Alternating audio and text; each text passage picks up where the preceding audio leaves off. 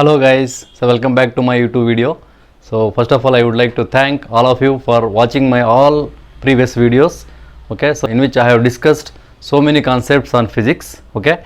So in this particular video, so I am going to start the very interesting lesson that is all about lasers, okay. So you can consider this particular video as a part 1 on lasers, okay. So in this chapter, okay, first I am going to give some brief introduction about the lasers, okay. So now let me tell you what is the laser. First of all, if I ask a question to you, what is laser? So immediately what are the thoughts will come to your mind? So you will think that laser is a light. First of all, you think that laser is a light, but there is a difference between the ordinary light and this particular laser light, right?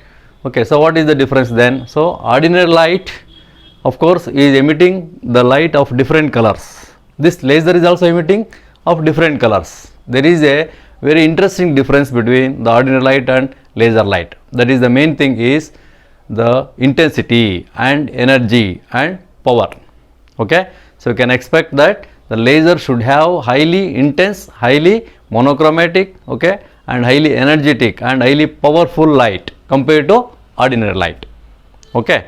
So it has a special nature, okay. So that special nature of the light is actually called coherency, okay. So we can expect the maximum coherency in the laser light but not in the ordinary light. So ordinary lights are all incoherent lights, you can say. So but only the laser light can be considered as the maximum coherent light. So that is a special property of the laser light, okay. So because of that it has certain unique properties such as it can propagate in a unidirectional way, okay. So but ordinary light, once it is emitted by a point source or any kind of source, it spreads into all possible three-dimensional way, right. Suppose if you consider the bulb in your room, okay, the moment you switch on the bulb, what happens? The light emits from the source and it spreads into all possible directions and it covers the entire room. But the laser light emitted by the source can propagate only in one particular direction like a single beam, isn't it? It is like a straight line beam, you can observe that. So that is the unidirectional nature, okay. That is possible only in the coherent light but not in the incoherent light, okay. You should remember that special property of the lasers, okay. Now, so now if I ask where the lasers are used, you know, because of its highly penetrating nature, so one can use the lasers to cut the metals. So one can use the lasers to make the holes in the metals, okay. And in cloth industry, so they use the lasers for fine cutting of the cloths in mass, okay. So easy cutting is possible by using the laser beam, okay. And you can use it for welding also, that is called laser welding, like that.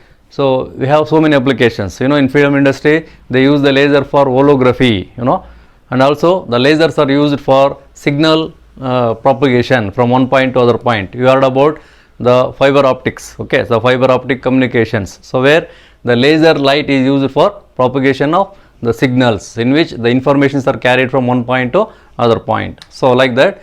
So nowadays we have so many applications of lasers, clear.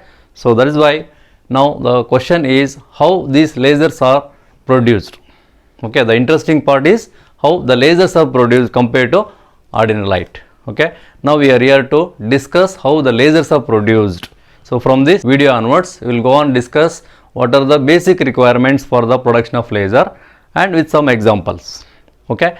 So I think first of all you should note down certain introduction points in the first video. So that is why I am giving some points here in the introduction part. So just note down these points, like what is laser. First of all, as I told, laser is a highly intense, okay, you should note down that it is highly intense, highly monochromatic, highly coherent, okay, and highly directed beam of light produced by stimulated emission, okay. So because of the method of production, the process involved in the production of laser light, okay, the main part is stimulation. So that is why you have to consider the part of the laser which is emitted by stimulated emission process, okay.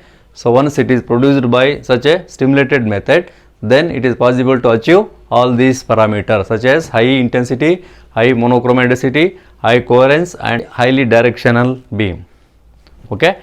So now what is LASER? The question is the laser word, okay, is having certain acronym for it. So what is that acronym of the laser? So it is considered as light amplification by stimulated emission of radiation. Okay, you can remember that. L for light, okay, A for amplification by stimulated emission of radiation, okay. So then laser is one of the most significant contributions of the 20th century to the world.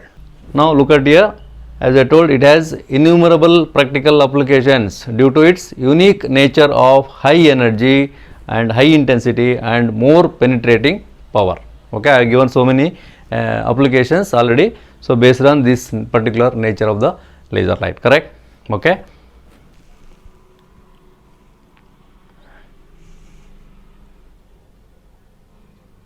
Now the next question is, what is the basic theory behind it, or who gave the theoretical prediction for the production of such a immense laser light?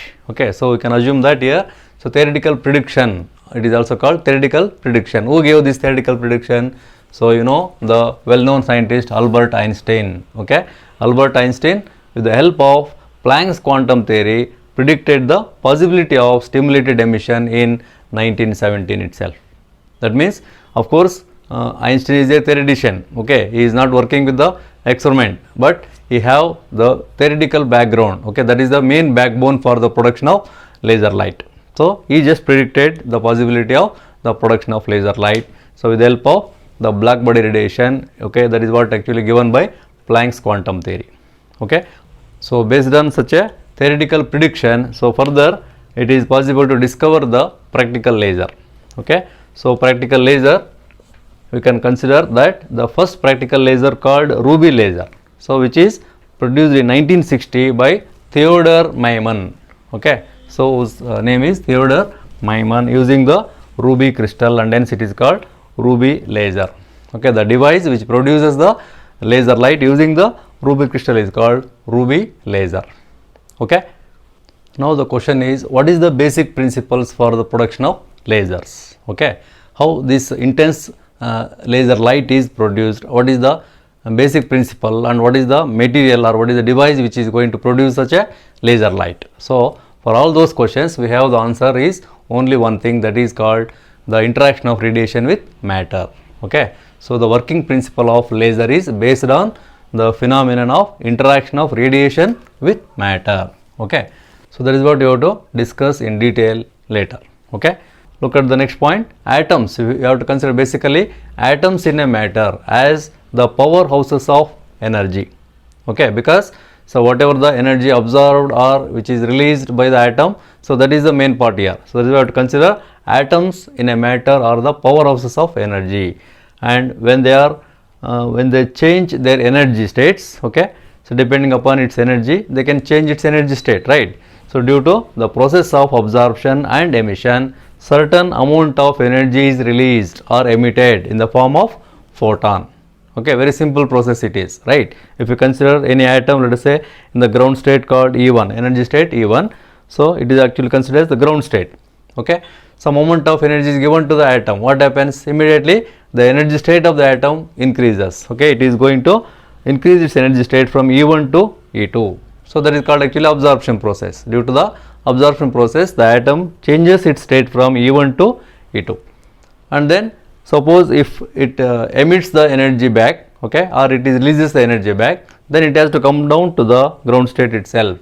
Okay, so that is actually called downward transition. So due to the loss of energy of the atom, absorbed energy must be lost in the form of certain energy, isn't it? So after losing that energy, the atom will come down to its ground state itself. Okay, so the amount of energy emitted, so during that downward transition, okay, the difference of energy from E2 to E1, the E2 minus E1 is called actually the difference of energy delta E, right? So this is what actually we have discussed in the Planck's radiation, isn't it? Planck's absorption radiation process, or black body radiation also. So the delta E, difference of energy delta E, is actually emitted in the form of photons. Okay, so that energy is given by again Planck as h nu, where h is the Planck's constant and nu is the frequency of the photon, right? So that is actually h nu gives the energy of the photon. So now that photon is whether it is a ordinary light or laser light. So that depends upon how the photon is emitted, based on which process it is emitted. So that is why so you have to discuss that process of absorption and emission of radiation in detail. Okay. So depending upon that particular mechanism, we can assess that emitted photon, whether it is a laser or ordinary light. Okay. So there are three different mechanisms you have to discuss in detail about the interaction of radiation with matter. So that is why I just mentioned here. So that is induced absorption. First of all, there will be absorption of light by the atoms in the matter, isn't it? So that mechanism is called induced absorption. And next, the emission of the photon by the atom, that is called spontaneous emission. And next, it is called stimulated emission. So like that, there are three mechanisms involved in the interaction of radiation with matter. Okay. So of course, the laser is a light. Okay, and we are separating the laser light from the ordinary light. So why? Because ordinary lights are emitted always based on the mechanism called spontaneous emission, whereas particularly laser light is emitted due to the mechanism called stimulated emission. Okay.